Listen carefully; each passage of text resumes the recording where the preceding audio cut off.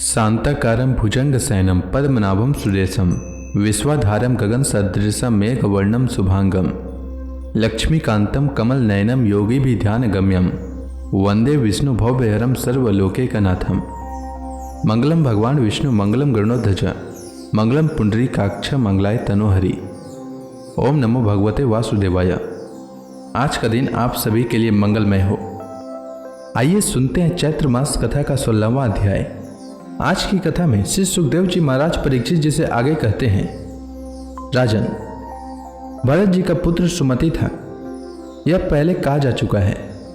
उसने ऋषभ देव जी के मार्ग का अनुसरण किया, इसलिए कलयुग में बहुत से पाखंडी अनार्य पुरुष अपनी दुष्ट बुद्धि से वेद विरुद्ध कल्पना करके उसे देवता मानेंगे।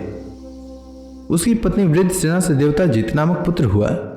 देवताजित के असुरी के गर्भ से देवद्युमन के धेनुमति से परमेष्ठी और उसके सुवर्चला के गर्भ से प्रति नामक पुत्र हुआ।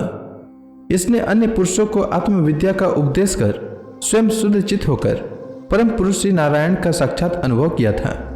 प्रति की भार्या सुवर्चला के गर्भ से प्रतिहता, प्रस्तोता और उद्गाता नाम के 3 पुत्र हुए। ये यज्ञादि कर्मों में बहुत निपुण थे।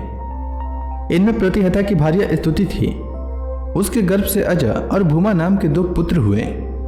भूमा के ऋषि कुल्या से उद्गित था। उसके देव कुल्या से प्रस्ताव और प्रस्ताव के नियुत्सा के गर्भ से विभु नाम का पुत्र हुआ।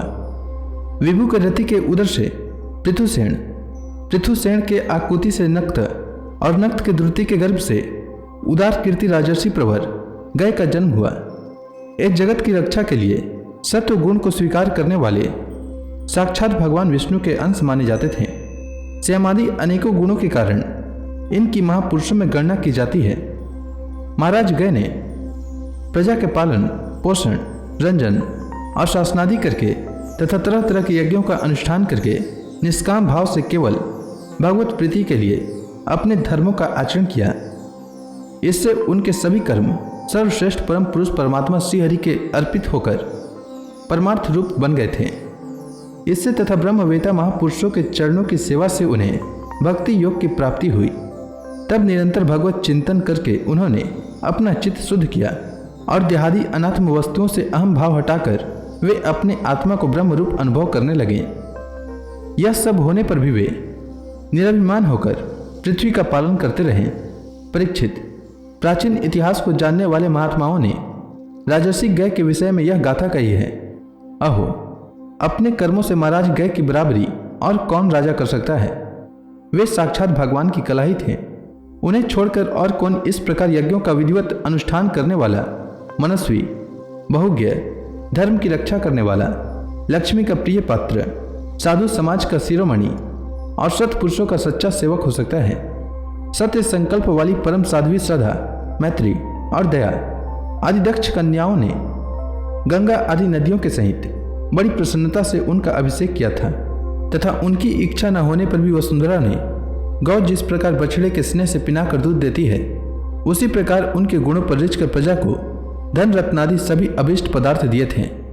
उन्हें कोई कामना न थी, तब भी वेदोक्त कर्मों ने उनको सब प्रकार के भोग दिए। राजाओं ने युद्ध स्थल में उनके बाणों से सत्कृत होकर नाना प्रकार की भेंटें दी तथा ब्राह्मणों ने दक्षिणादि धर्म से संतुष्ट होकर उन्हें परलोक में मिलने वाले अपने धर्म फल का 6ठा अंश दिया। उनके यज्ञ में बहुत अधिक सोमपान करने से इंद्र उन्मत्त हो गए थे तथा उनके अत्यंत श्रद्धा तथा विशुद्ध और निश्चल भक्ति भाव से समर्पित किए हुए यज्ञ फल को भगवान यज्ञ पुरुष ने साक्षात प्रकट होकर ग्रहण किया था। जिनके तृप्त होने से ब्रह्मा जी से लेकर देवता, मनुष्य, पशु पक्षी, वृक्ष एवं तृण पर्यंत सभी जीव तत्काल तृप्त हो जाते हैं। वे विश्वात्मा श्रीहरि नित्य तृप्त होकर भी राजर्षि गय के यज्ञ में तृप्त हो गए थे, इसलिए उनकी बराबरी कोई दूसरा व्यक्ति कैसे कर सकता है। महाराज गय की गयंती के गर्भ से चित्ररथ, सुगति और अवरोधन नामक 3 पुत्र हुए। उनमें चित्ररथ की पत्नी ऊना से सम्राट का जन्म हुआ।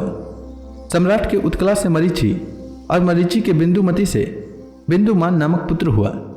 उसके सर्गा से मधु, मधु के सुमना से वीरव्रत और वीरव्रत के भोजा से मंथु और प्रमंथु नाम के 2 पुत्र हुए। उनमें से मंथु के सत्या के गर्भ से भोवन, भोवन की दुष्णा के उदर से तष्टवा तष्टवा की विरोचना से विरज और विरज की विसूची नाम की भार्या से सत्यजीत आदि 100 पुत्र और एक कन्या का जन्म हुआ। विरज के विषय में यह श्लोक प्रसिद्ध है। जिस प्रकार भगवान विष्णु देवताओं की शोभा बढ़ाते हैं, उसी प्रकार इस प्रिय व्रत वंश को इसमें सबसे पीछे उत्पन्न हुए राजा विरज ने अपने सूया से विभूषित किया था। तो इसी के साथ भरत के वंश का वर्णन नामक यह अध्याय समाप्त हुआ। इसके आगे की कथा मैं कल के अध्याय में सुनाऊंगा। तब तक के लिए भगवान हरि का नाम लेते रहें। तो प्रेम से बोलिए भगवान विष्णु की जय, श्री कृष्ण भगवान की जय, समस्त देवी देवताओं की जय।